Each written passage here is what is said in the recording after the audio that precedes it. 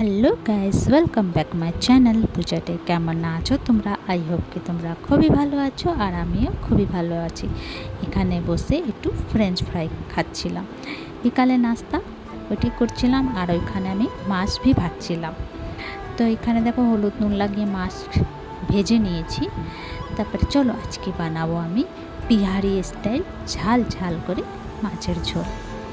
এই রেসিপিটা একবার তোমরা যদি বানাও তো ইচ্ছে করবে কি বারবার বানিয়ে খাই, এত টেস্টি হয়েছিল। তো এখানে দেখো কড়াই বসিয়ে দিচ্ছি, কড়াইয়ের মধ্যে দিয়ে দেবো সর্ষে তেল আর মেথি ফোড়ন দেবো, দিয়ে দেবো শুকনো লঙ্কা। মেথিটা পুড়ে গেলে তারপরে এখানে আমি দিয়ে দেবো টমাটার, গ্রেট করে রেখেছিলাম সেই টমাটারটা দিয়ে দেবো। দিয়া 3-4 মিনিট তক একটু নাড়াচাড়া করবো, একটু ফ্রাই করে নেব ফোড়নটার সঙ্গে।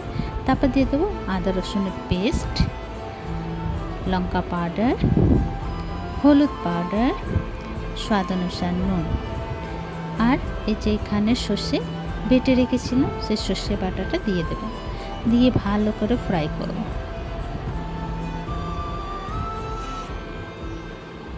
ভালো করে ফ্রাই করবে যব তক তেল না ছেড়ে দেয়।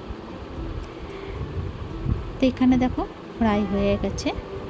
তো তোমরা আমাকে বলবে কি হ্যাঁ খালি একটাই কথা বলে কি খুব টেস্টি হয়েছিল বা কোনো কিছু, তো সত্যি বলছি ভীষণ টেস্টি হয়েছিল খেতে। তো এখানে দেখো ফ্রাই হয়ে গেছিলো। তারপর আমি 2টো কাঁচা লঙ্কা দিয়ে দিচ্ছি, কাঁচা লঙ্কার সঙ্গে 2-3 মিনিট ফ্রাই করলাম। তারপর আমি জল দিয়ে দেবো। মাছের রেসিপির মধ্যে বেশি জল যায় না, একটু ঘন ঘনই থাকে। তো এই যে ঝোলটা একটুখানি ফুটে যাবে, তবে মাছটা দিয়ে দেবো। তো ভালো করে আমি ফুটিয়ে নেব। তো আমি ঢেকেই ফুটাবো, তোমরা চাইলে ঢাকতে পারো, নাও ঢাকতে পারো। তো আমি ঢেকেই একটু ফুটিয়ে নেব, তারপরে ফুটে গেলে নামিয়ে নেব। দেখো কালারটা কত সুন্দর এসছে না? আর সত্যি বলছি ভীষণ টেস্টি হয়েছিল। তো চলো এবার নামিয়ে নেব।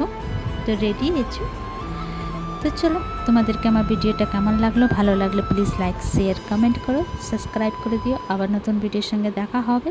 তো তোমরা সেই ভালো থেকো, সুস্থ থেকো। ভিডিওটা কেমন লাগলো কমেন্ট করে নিশ্চয়ই জানিও। ইউটিউবতে দেখলে সাবস্ক্রাইব করে দিও, আর ফেসবুকতে দেখলে ফলো করে দিও, আর কমেন্ট করে জানিও কেমন লাগলো। আর প্লিজ সাপোর্ট করো।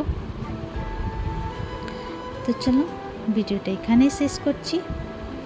By bye, take care.